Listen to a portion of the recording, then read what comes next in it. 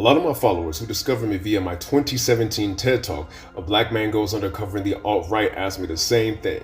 Hey man, your content didn't used to be so racial, but now it's like so racial. What happened to you, bro? And I'm like, I'm so glad you asked that.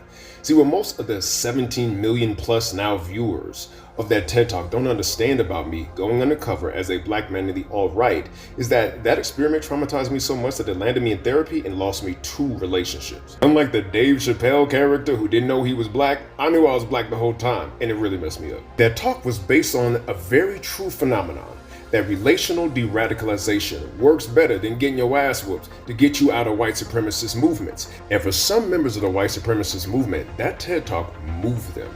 I got about 7 or 8 DMs from guys who said I was in the alt-right until I saw that TED Talk.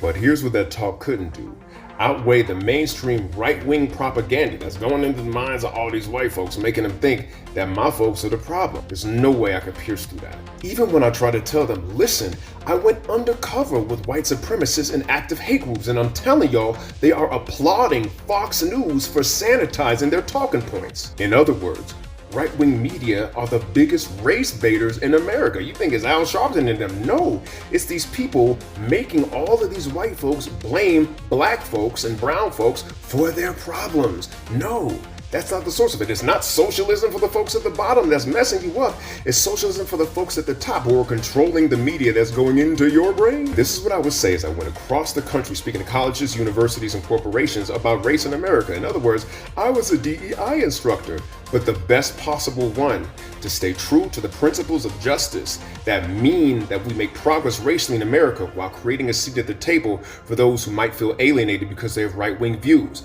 I was the guy you wanted, and when y'all voted away DEI and the funding for it, I lost that opportunity to spread that message. But I never abandoned the truth that in order for us to make progress racially in this country, there still has to be some accountability on the white folks' part, and that made them uncomfortable. And there were other black influencers who were right-wingers telling them that they didn't have to do none of that, and they chose that escapism route rather than facing the truth that I had to offer. So what am I supposed to do?